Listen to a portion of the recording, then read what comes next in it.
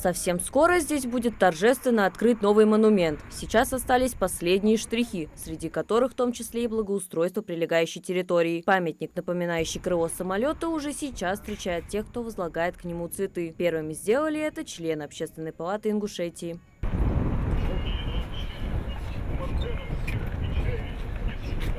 Памятник построили по программе Министерства обороны России по увековечиванию памяти защитников Отечества. В 2022 году региональный Минац предоставил ведомству все необходимые документы. Уже в конце 2023 года начались работы. Крайне важно, что монумент открывается именно в год 80-летия Победы в Великой Отечественной войне.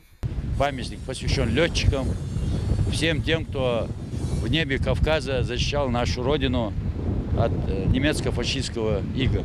Глава республики в курсе, он придает огромное значение вот таким мероприятиям, направлено на патриотическое воспитание. В ближайшее время, скорее всего, и глава и республики, и глава и Дагестана, может быть, они вдвоем откроют вот этот памятник, посвященный мужественному человеку. Выбор места для воздвижения памятника не случайен. Валентин Эмиров погиб в районе Ачаукской МТС, где сегодня расположен Северо-Кавказский топливно-энергетический колледж. Летчик, командир 926-го истребительного полка, совместно с другим летчиком приняли неравный бой. Вступили в схватку с 6 фашистскими самолетами. Валентин Эмиров сбил один, но и сам был подбит, а затем поджег второй истребитель врага. Хоть капитан и сбил пламя со своего самолета, его боевая машина потеряла управление. Эмиров решил воспользоваться парашютом, но тот не раскрылся. Именем Эмирова Валентина названы 2 школы в Дагестане, в Махачкале и в родном селе Ахты. Пароход в честь него назван.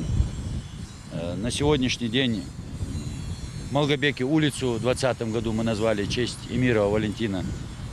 Ну и вот это памятное место будет включено в график движения в памятное место в Республике Ингушетия. С 2019 года в рамках акции «Вахта памяти» велись поисковые работы, участие в которых принял и дагестанский отряд «Кавказ». Совместными силами отряды начали поиск места первичного захоронения Эмирова. Собрав все сведения, ингушские поисковики пришли к заключению, что именно здесь изначально был захоронен летчик.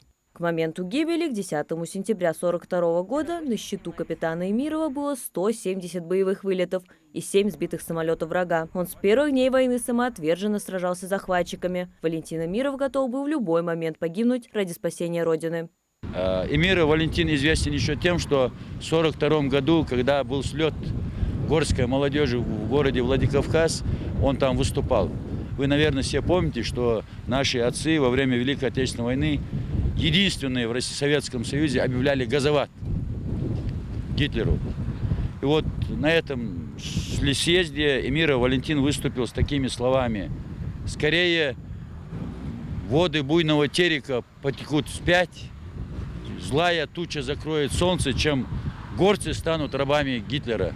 На момент гибели Валентину Эмирову было 28 лет. Его останки с 50-х годов перезахоронены на родной земле героя – Махачкале. Марьям Акиева, Мухаммад Хиндиев, Магаз 24.